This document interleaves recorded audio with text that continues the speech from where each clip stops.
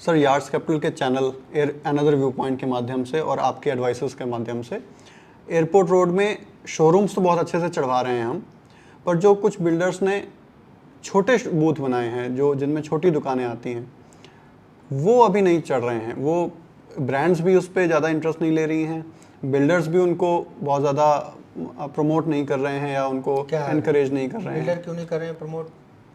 Sir छोटी दुकानें हैं, पहली बात तो डीलर्स भी छोटा कमीशन के चक्कर में काम नहीं करते, बिल्डर भी बूथ अपने आप चढ़ जाएंगे बोलते हैं, छोटी दुकानें हैं वहाँ किराना आ जाएगा ये आ जाएगा, वो आते नहीं हैं जनरली यू नो। तो उनको चढ़ाने के लिए क्या किया जाए? उनको रेंट आउट करने के लिए मैं आपको बहुत अच्छा सॉल्यूशन बताता हूँ।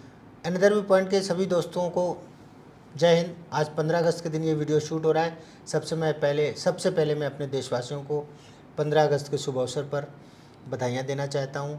और देश तो आज़ाद हो गया है, लेकिन अभी कई ऐसे सिस्टम्स हैं जिन सिस्टम्स में भारतवर्ष अभी भी स्ट्रगल कर रहा है उन चीज़ों से निकलने के लिए। तो मैं चाहूँगा कि हमारे देश के सब लोग जहाँ पे भी करप्शन या कोई भी प्रकार का गलत चीज़ है उसके अगेंस्ट में अपने एफर्ट्स ज़रूर जारी रखें। हमेशा पॉजिटिविटी जीतती है, ये सत्य है। और अब हम आते हैं मुद्दे पे। मुद्दा ये है भाइयों कि शोरूम्स में तो बड़े बड़े ब्रांड्स आ जाते हैं, लेकिन जो छोटी शॉप्स होती हैं जिनको हम कहीं बूथ कह देते हैं या कहीं बे शॉप कह देते हैं, जिनके साइजेस 10 बाई 25, 10 बाई 30 से लेकर के they go up to 14 by 50, 14 by 60 तक, उनको हम बे शॉप बोलते हैं। इन प्रोडक्ट्स में किराएदार को आने में समय लगता है या कई बार बहुत ज़्यादा समय लगता है। उसके 2-3 रीज़न हैं।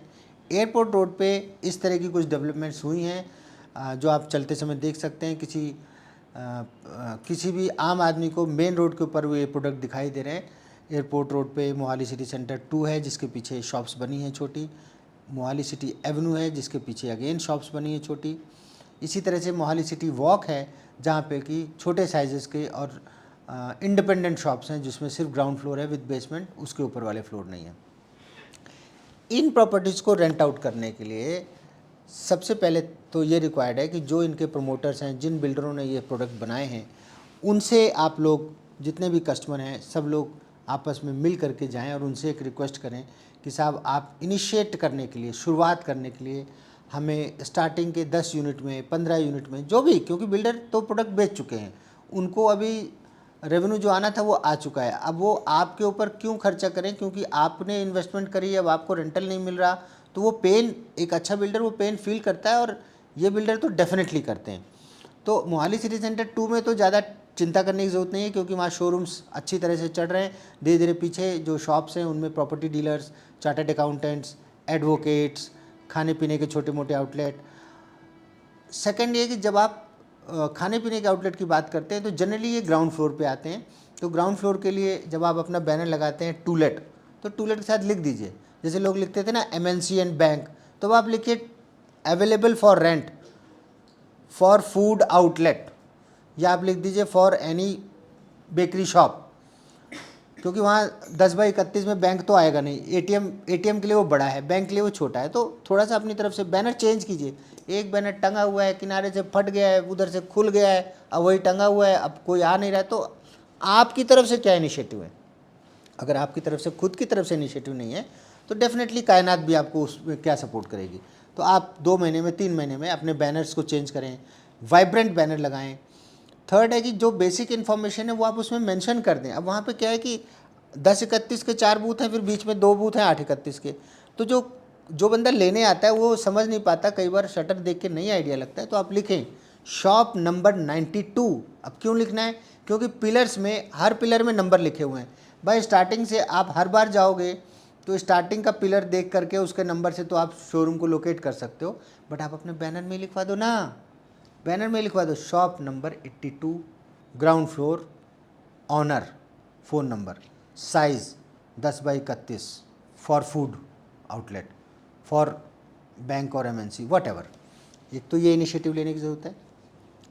सेकेंड एक इम्पॉर्टेंट कम्युनिकेशन है कि आप खुद भी कई जगह घूमते हैं, टहलने जाते हैं, शाम को कहीं शॉपिंग के लिए गए, आप गए 11 फेज़ की मार्केट में, देखा आपने यार CA का ऑफिस खुला हुआ है 3rd फ्लोर पे, अरे भैया देख करके गोलगप्पे खा के मत आ जाओ, फ़ोटो खींचो उसकी बोर्ड की। घर आओ, आप एज ए ऑनर, कोई ज़रूरी नहीं है आपको कि आप सिर्फ डीलर्स के ऊपर ही डिपेंड करें, आप एज ए ऑनर, मैं बार बार रिक्वेस्ट कर रहा हूँ, बार बार रिक्वेस्ट कर रहा हूँ कि एज ए ऑनर भी आप अपना काम कर सकते हैं, क्योंकि जहाँ पे रेंटल वैल्यू कम है, सही कहा आपने प्रकाश जी, अगर रेंटल वैल्यू कम है तो उसमें ब्रोकरेज भी कम है, ब्रोकरेज कम है तो मेहनत उतनी है, एग्रीमेंट उसका भी बनना है, लीज उसकी भी होगी, वो भी रजिस्टर्ड होगी, सारा कुछ तो नहीं होना है। तो चांसेस हैं कि जो बहुत स्टार परफॉर्मर कंसल्टेंट्स हैं वो छोटी प्रॉपर्टीज़ में फोकस नहीं करते, तो उसमें आपके लिए तो छोटी नहीं ना, आपके लिए तो आपके जीवन भर की पूंजी है भैया। एक आर्मी से रिटायर्ड सूबेदार के लिए 50 लाख रुपए मायने रखता है, वो दुनिया भर की प्लानिंग कर रहा होता है कि जब मैं रिटायर हो जाऊंगा 50 लाख से मैं ये कर लूँगा वो कर लूँगा, और लगा दिए उसने दुकान में, और दुकान चल नहीं रही, शटर बंद है, मेंटेनेंस और आ रही है, तो इट इज़ वेरी पेनफुल।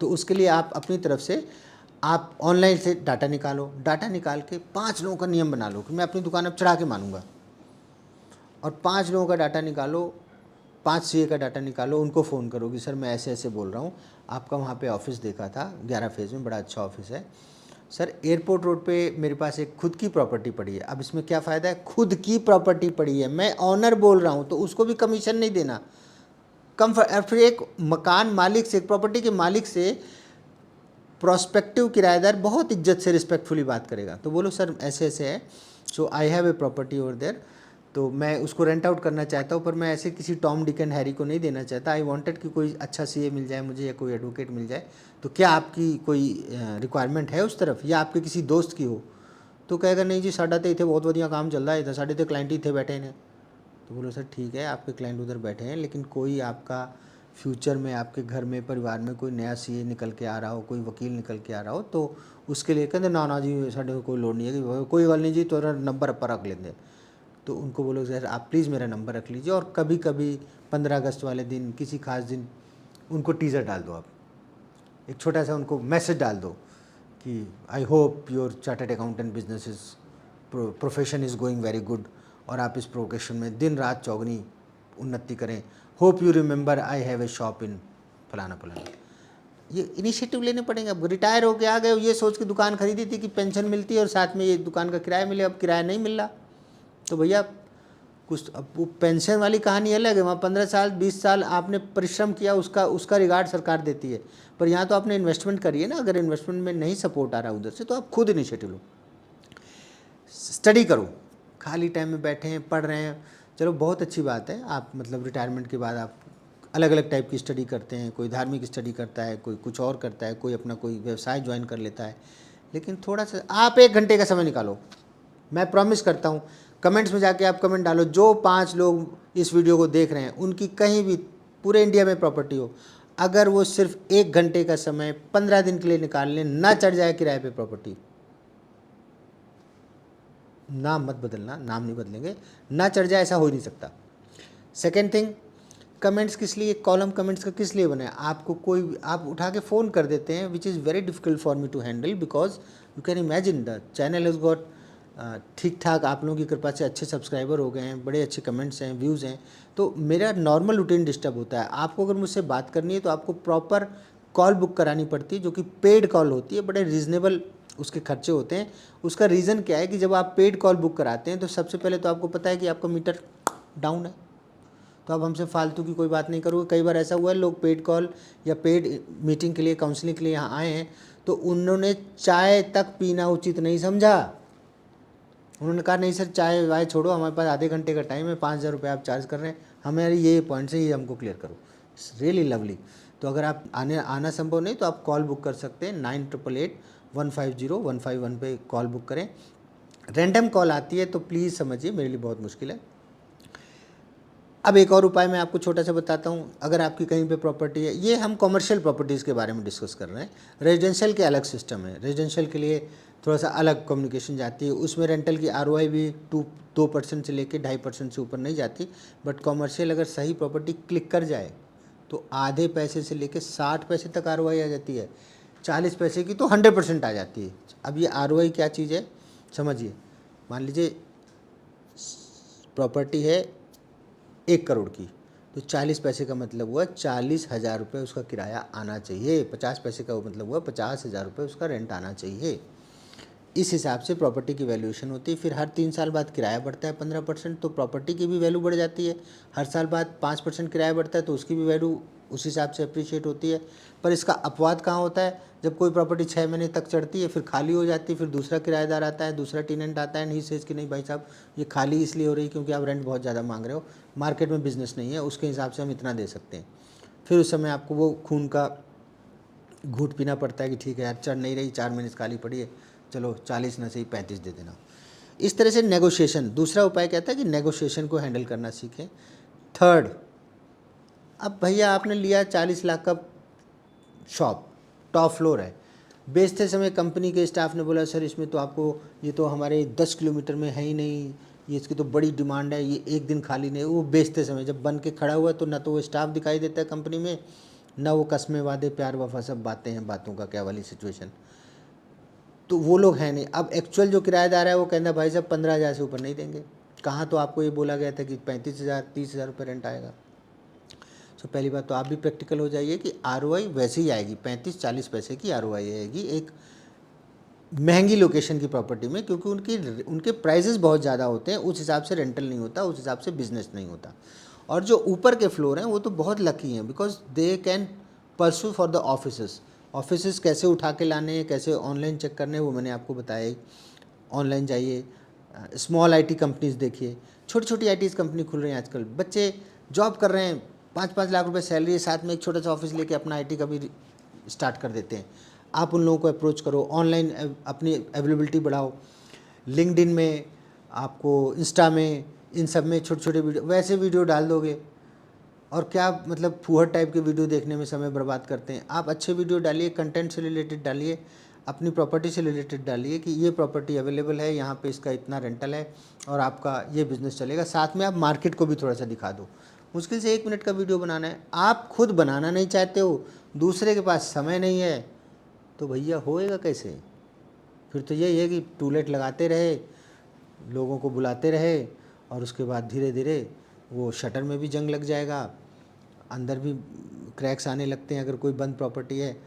और आखिरी उपाय, अगर कुछ नहीं हो रहा है और आप रिटायर्ड हो तो अपना दफ्तर खोल लो ना थोड़े दिन के लिए, कम से कम बोर्ड तो लगेगा। एक कुर्सी टेबल रखना है, और अगर आपने फर्निश कर दिया ऑफिस, मैंने खोला है, नहीं चढ़ रहा था, हमने वहाँ पर आपने एक दूसरी ब्रांच खोल दी।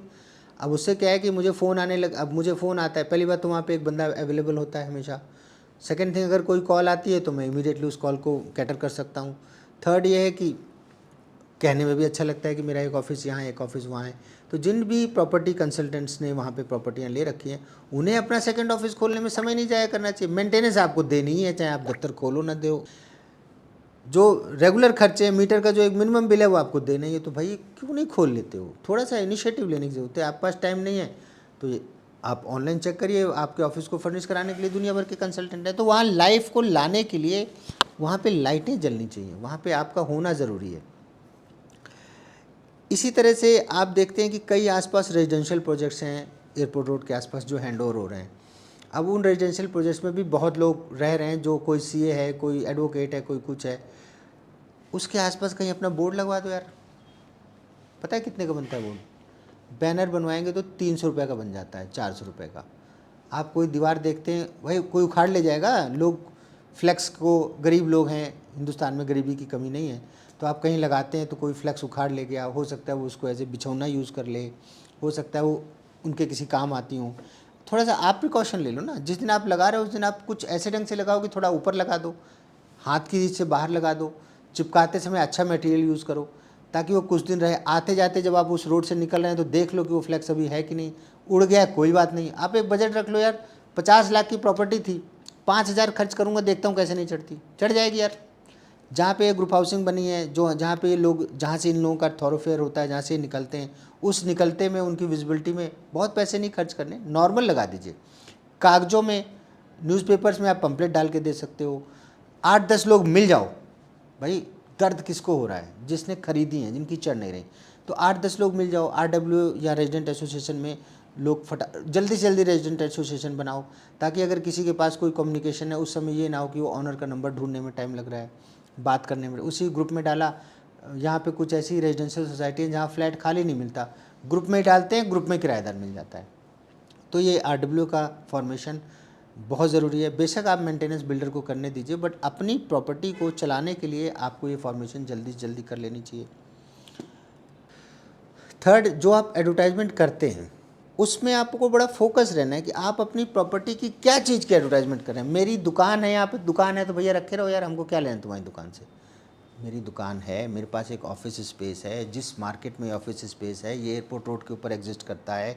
इसके सामने हल्दीराम, निक बेकर ऐसे प्रोमिनेंट और एलिगेंट शोरूम्स खुले हुए हैं। इसके पीछे की मार्केट में, या मेरा रिलायंस का डिजिटल खुला हुआ है, इसके पीछे की मार्केट में आपको छोटा स्पेस मिल रहा है जहाँ पे एम्पल पार्किंग है, बेसमेंट में भी पार्किंग है, सरफेस में भी पार्किंग है, गार्ड्स अवेलेबल हैं, 24 आवर पावर बैकअप है। अरे ये सब लिखो, फेसबुक में डालो लिख के, ना आ जाए किराएदार तो बोलना। और जब टेनेंट आता है तो उस समय दिमाग नहीं ख़राब होना चाहिए, जो अक्सर हो जाता है। उसने कहा सर हमें खोलना है, हमें 6 महीने हम किराया जो है आप आधा कर दीजिए। आप कहते तो नहीं जी खाली पड़ी रहेगी पर देंगे नहीं। अभी हमारे साथ एक केस हुआ है, नाम नहीं लेंगे, बहुत प्रतिष्ठित लोग हैं, तो वो कहते हैं हम 4 लाख रुपए, 4,25,000 रुपये से कम में नहीं देंगे। किराएदार बोला साहब हम 4 लाख रुपये किराया दे देंगे। हमने कहा यार कमाल है। अब उन्होंने 25,000 रुपये के लिए दुकान नहीं चढ़ाई, डील नहीं हैंडल हो पाई। अब आप सोचिए 2 महीने वो दुकान खाली रहती है तो किराया 8 लाख का नुकसान हो गया। तो 8 लाख को 25,000 से हम डिवाइड करते हैं, 8 lakh ton ton ton ton ton, बहुत बड़ा अमाउंट होता है, डिवाइडेड बाई 25। भैया 32 महीने का किराया घुस गया तुम्हारा। 2 महीने बाद फिर कोई किराएदार आया और वो मान लो 4.10 में मान भी गया, तो आपने कोई तीर नहीं मार लिया है, you have created loss for you. Secondly 1 साल बाद इंक्रीमेंट हो सकता था, 3 साल के बाद भी होता है, तो 3 साल में से कुछ पीरियड निकल सकता था। तो ये क्या डिसीजन है। आपको टेनेंट अच्छा मिल रहा है, अगर कंपनी अच्छी है तो अगर उसको कुछ हेल्प चाहिए, यही हेल्प तो आप कर सकते हो। आप उनको कहो ठीक है भाई सिक्योरिटी अमाउंट आप पूरा दीजिए, डिपॉजिट जो होता है, बट आप रेंटल में हम 6 महीने आपको हम किराया 50% चार्ज कर लेंगे, एग्रीमेंट में हम पूरा लिखेंगे। इस प्रोसेस को करने के लिए क्या तरीका है डिस्क्रिप्शन में थोड़ा बहुत मेंशन्ड है, लेकिन आप कमेंट्स में अगर कमेंट्स डालेंगे तो आपको हमारे IT स्टाफ से प्रॉपर जानकारी मिलेगी। अगर आप मुझसे एडवाइस लेना चाहते हैं या कोई भी ऐसी प्रॉपर्टी खरीद के, ख़ास तौर से मोहाली के लोग, मैं दोबारा से कह रहा हूँ कि गोरखपुर, दरभंगा और फिरोज़ाबाद की प्रॉपर्टी मैं यहाँ से बैठ के नहीं चढ़ा पाता हूँ। मेरा अनुरोध है कि पंजाब से रिलेटेड अगर कोई कम्युनिकेशन है तो आप आइए, मिलिए, अपॉइंटमेंट लेके आइए। It is a paid consultancy. मेरा टारगेट उस कंसल्टेंसी से पैसे कमाना नहीं होता है यार्ड्स कैपिटल का, बट ये ज़रूर है कि जब आप आएँ, आपने पैसे दिए तो मुझे भी टेंशन होती है, मुझे भी एक सिंसियरिटी लेवल मेरा बढ़ता है कि अगला पेमेंट करके आ रहा है तो I have to be available on time. Second thing, आप भी वक्त ज़ाया नहीं करते। पता चला काम की बात हो गई, उसके बाद 4 घंटा बैठे हैं तो अच्छा नहीं लगता ना। काम हो जाए, ये मेरी इच्छा है, पर बैठ करके गप्पे लड़ाने का समय अपने पास तो नहीं है। तो इसी के साथ हम रिक्वेस्ट करेंगे कि जितनी भी छोटी शॉप्स हैं, बूथ्स हैं या बे शॉप्स हैं, उनको अगर रेंट आउट करने में कोई भी चैलेंज आ रहा है तो ये वीडियो पूरा देखो, सब्सक्राइब कर लो। ये उंगली से दबता है वो बटन दबा दो। कोई अभी गाना होता ना कि मैं निकला गड्डी लेके, तो कर देते सब्सक्राइब। मैं भी निकला हूँ गड्डी लेके, आपकी प्रॉपर्टी रेंट आउट कराने के लिए, आपकी कॉमर्शियल प्रॉपर्टी की एप्रिसिएशन कराने के लिए। मैं चाहता हूं कि आप इन वीडियोस को शेयर करें और इस गड्डी को आगे से आगे पहुंचाएं। जय हिंद।